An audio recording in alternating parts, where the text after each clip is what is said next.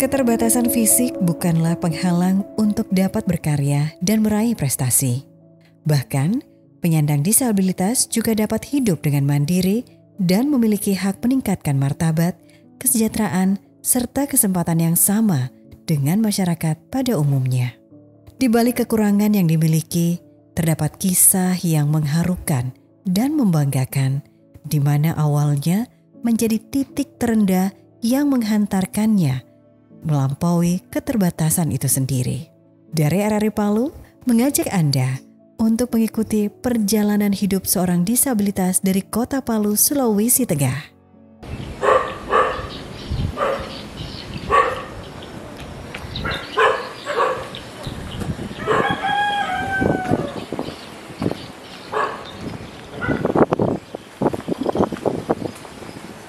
Budaya minum kopi di masyarakat Kota Palu telah lama hadir.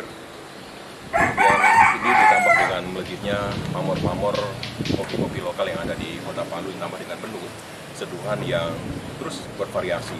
Ini kemudian menyuburkan lahirnya kedai kopi dan juga usaha kopi yang ada di Kota Palu. Pemirsa RRI Net, saat ini kita sudah berada di salah satu usaha rumahan, yaitu pengolahan kopi yang saat ini tengah dilakukan oleh seorang tunanetra. Dan tentunya kita akan berbincang bersama Pak Ilyas lebih jauh lagi, ikuti di program dokumenter RRI.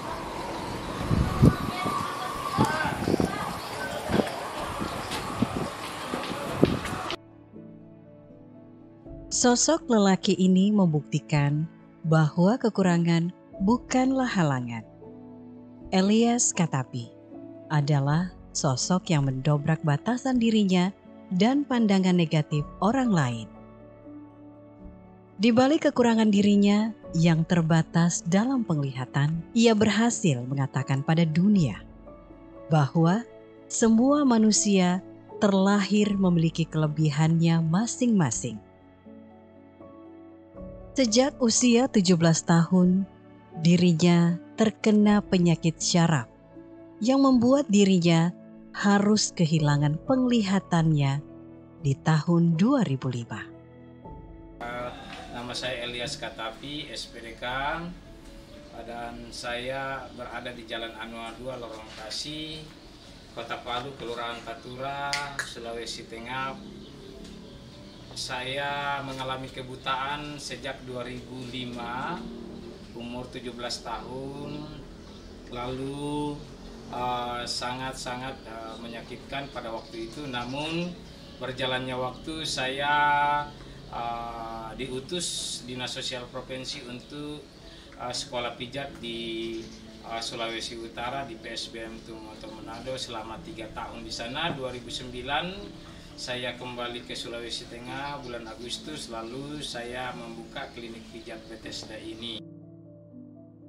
Terpuruk hampir setahun.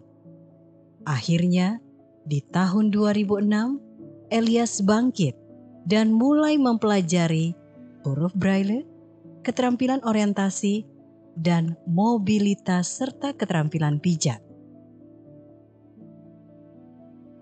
Menurut pemeriksaan dokter bahwa penglihatan, sehingga saya mengalami kehilangan penglihatan ini awalnya pertama itu saraf. Nah, berjalannya waktu saya terus memeriksakan ke dokter sehingga terakhir tahun 2022 awal Januari saya melakukan operasi katanya katarak itu kiri, lalu di Maret 2022 juga saya melakukan operasi yang kanan, tapi hasilnya tidak, dan diagnosa dokter itu retina yang mengalami kerusakan. Pada awalnya saya merasa sedih sebenarnya, sampai mempersalahkan itu orang tua, keluarga, kenapa kok saya bisa mengalami penderitaan, mengalami kebutaan. Dan namun berjalannya waktu, setelah 2005 saya mulai bangkit dan saya semangat. 2006 saya ke Manado mengikuti pelatihan pijat di sana, jadi saya mulai dididik di sana teori-teori tentang pijat. Kita mendapatkan teori massage, ada juga namanya anatomi oleh hygiene dan patologi, miologi, osteologi. Kita juga dapatkan orientasi, mobilitasi, sampai mencuci, sampai memasak itu diajarkan, sampai musik juga di sana. Itu setelah saya berada kurang lebih 3 tahun di Sulawesi Utara di tempat pembinaan PSBM atau Manado. Dengan keterampilan tersebut, Elias bertahan dan membiayai kehidupannya sehari-hari dengan membuka layanan pijat. Klinik pijat Bethesda ini sebenarnya sejak saya masih sekolah pijat di Manado, saya sudah 1,5 tahun setelah saya sudah mulai, saya buka panti di luar. Namun nanti hari Jumat, Sabtu saya di luar asrama karena saya buka. Karena saya orangnya tidak tahan di dalam asrama terus. Saya harus berkreatif. Nah, 2009 saya pulang, saya tetap melakukan pemijatan dengan saya pasang papan merek ini, walaupun kesulitan. Tadinya di atas Jalan Emi Sailan, kurang lebih 500 meter dari atas. Itu saya pasang di sana. Tapi waktu itu dibuka jalan ini, jembatan Lalope, ini sempat dibuang orang, tapi saya pergi cari, ya syukur saya dapatkan tetap ini papan nama saya ini yang saya buat ini, dan sampai sekarang. Orang tua serta saudara Elias selalu memberikan dukungan, di mana mereka selalu memberikan kebebasan baginya untuk berkarya dan mengaktualisasikan diri. Walaupun dia kasihan tidak melihat kan, tapi puji Tuhan lah, dia masih bisa juga pijat begitu, masih bisa beraktivitas sendiri. Jadi dia tidak terlampau lah. Walaupun dia tidak melihat, tapi saya bersyukur dia macam tidak membebankan orang lain lah, dia bisa hidup, cari uang untuk dirinya sendiri begitu. Di keluarganya, Elias adalah penyemangat hidup. Ya, kita serahkan sama Tuhan sajalah, biar Tuhan yang menjadi penyerta dia dalam kehidupannya sehari-hari. Pemirsa RRNet, berjamurnya kedai kopi yang ada di Kota Palu tentu membutuhkan juga pasokan atau juga stok kopi lokal yang ada di wilayah ini. Dan saat ini saya sudah berada di salah satu rumah produksi kopi Eka Mandiri. Ini adalah kopi yang diolah secara tradisional dari biji kopi pilihan lokal yang ada di Kota Palu. Dan juga beberapa dataran yang ada di wilayah Sulawesi Tengah seperti Sigi, Donggala, dan juga Kabupaten Poso. Dan pemirsa RRNet, agak berbeda mungkin dengan para pengusaha kopi yang lain. Saat ini saya sudah bersama seorang disabilitas netra, ada Pak Elias Katapi. Elias, selamat siang Pak. Selamat siang. Iya. Ini lagi olah kopi apa nih Pak? Ini biji kopi yang sudah dibersihkan, dicuci, lalu dijemur. Nah, sudah dijemur, dilewat ini petapis beras. Nah, ini saya lagi membersihkan raba-raba mana yang ini kan kopinya tidak utuh. Iya. Nah, ini bisa kita buang. Ini kan pica kan. Nah, jadi ada pun mungkin batu-batu ya kini yang secara kasat mata kita tidak bisa lihat, tapi secara insting saya bisa ini. Contohnya ini Bapak lihat ya. Nah, ini buang. Ya, Pak Elias, ini agak menarik terkait dengan liputan dokumenter kami hari ini adalah Anda adalah seorang disabilitas netra sendiri. Kemudian selama ini kan kita tahu bersama bahwa disabilitas netra itu lebih ke arah ahli pijat, mungkin terapis dan sebagainya. Tapi Anda memilih sebagai pelaku usaha pengolahan kopi yang ada di Kota Palu dan lebih fokus ke kopi-kopi lokal yang ada, Pak. Saya merasa bahwa ketika terjadi COVID kemarin, saya orang memang terapis, tapi karena ada hambatan, ada peraturan tidak bisa melakukan pemijatan pada saat itu. Lalu saya banting setir dan saya merasa bahwa yang paling agak mudah ditemukan kopi ini, dan kemudian mudah untuk melakukan transaksi, sehingga saya menggeluti ini produksi kopi. Dan alhamdulillah, puji Tuhan, saya mendapatkan bantuan dari Bapak Wali Kota atau Pemkot, pemerintah Kota Palu sendiri, ya, lewat Dinas Sosial. Ya, akhir tahun 2022 ini. Nah, ini sudah ada, jadi saya sudah dengan sendirinya sudah leluasa karena lumayan mesin yang diberikan dengan fasilitasnya ya gitu. Iya, ini ada indera lain yang tidak berfungsi secara maksimal dan kemudian indera yang lain Anda fungsikan lebih maksimal lagi. Mungkin Ya. bisa dikatakan seperti itu ya? Iya betul sekali. Produksi ini dalam sebulan ada berapa nih Pak? Ini bisa sampai 15 kilo sampai 20 kilo. Ya tergantung pada saat kita melihat pasar juga. Nah, gitu. Ini kemarin sudah ada yang ke Jerman juga, ada yang ke Australia, ada yang ke Jakarta, ada juga yang ke Malaysia. Ini produk-produknya yang sudah dibawa oleh konsumen. Dan berapa lama sih sebenarnya Pak untuk usaha ini?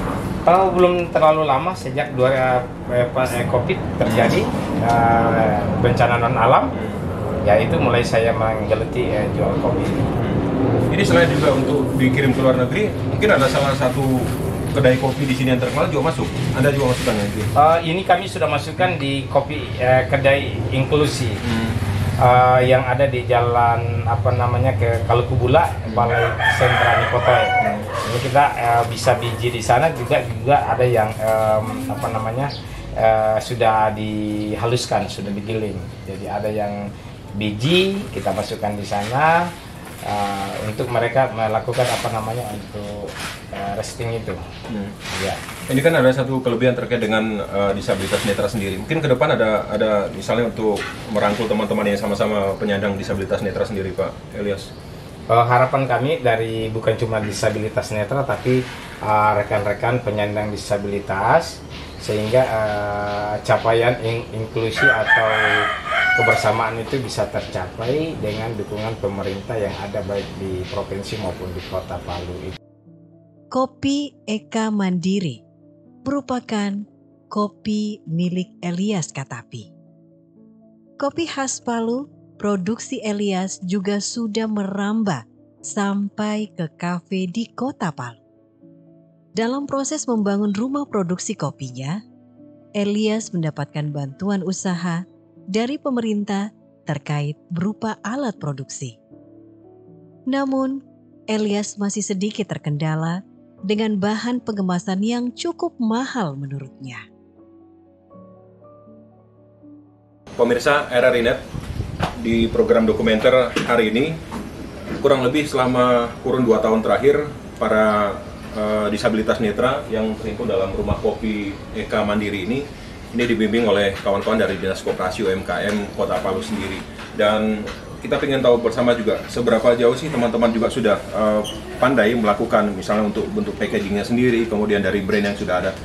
Ini Pak, selama 2 tahun bimbingan seperti apa sih Pak dari teman-teman Koperasi UMKM Kota Palu sendiri Pak? Dari UMKM Kota Palu sudah mengarahkan tentang manajemen, tentang usaha. Namun secara mandiri saya masih melakukan untuk packing sendiri.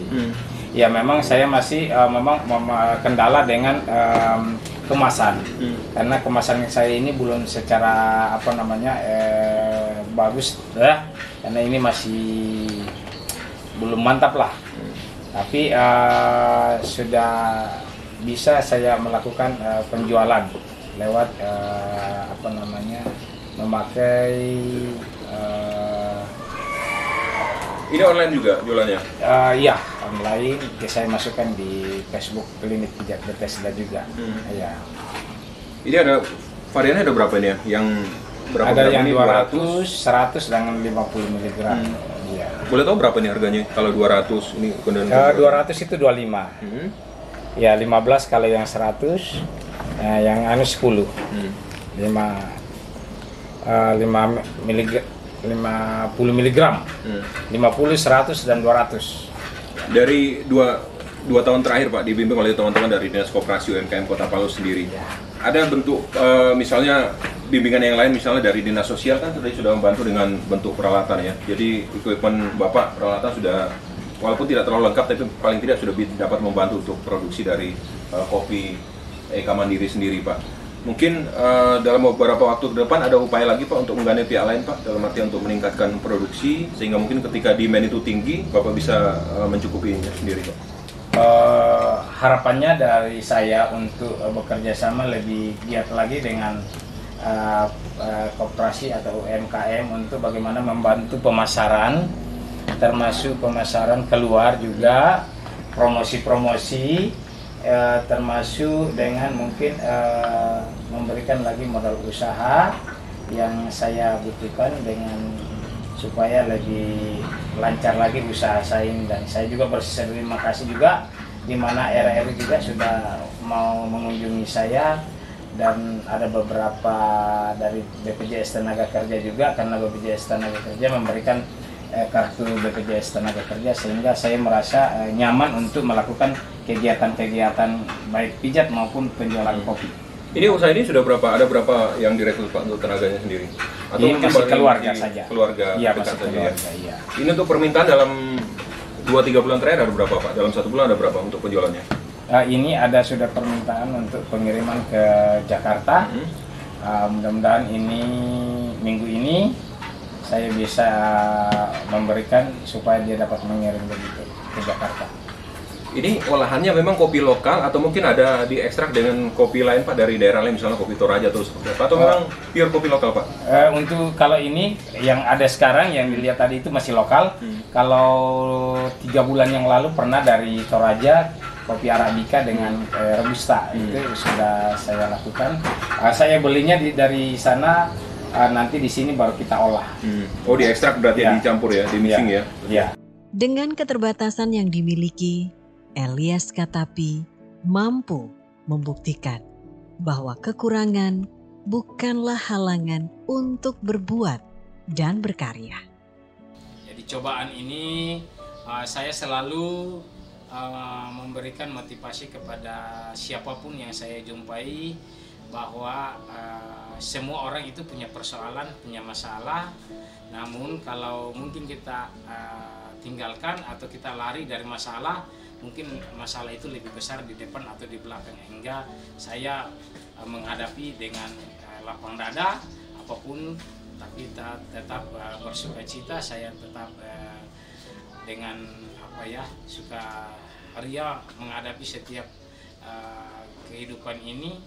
Adapun tantangan-tantangan, tapi saya bisa melewati. Dan teristimewa Bapak Ibu, sebenarnya tantangan berat ketika terjadi bencana 2018, saya ada di bibir pantai di Taman Ria, diberikan oleh Diperindak Kota Palu tempat di sana untuk pijat. Namun puji Tuhan saya bisa menyelamatkan diri pada saat terjadi bencana dari tsunami. Yaitu salah satu bahwa karena saya selalu mendengar ketika terjadi bencana kita di bibir pantai pasti akan ada tsunami. Itu di mana di Aceh saya selalu mendengarkan televisi, karena kami kurang mendengar, tidak bisa melihat. Nah, feeling itulah yang saya gunakan sehingga saya selamat ketika terjadi tsunami yang ada 2018 di Kota Palu. Keterbatasan fisik bukanlah penghalang untuk dapat berkarya dan meraih prestasi. Bahkan, penyandang disabilitas juga dapat hidup dengan mandiri dan memiliki hak meningkatkan martabat, kesejahteraan, serta kesempatan yang sama dengan masyarakat pada umumnya.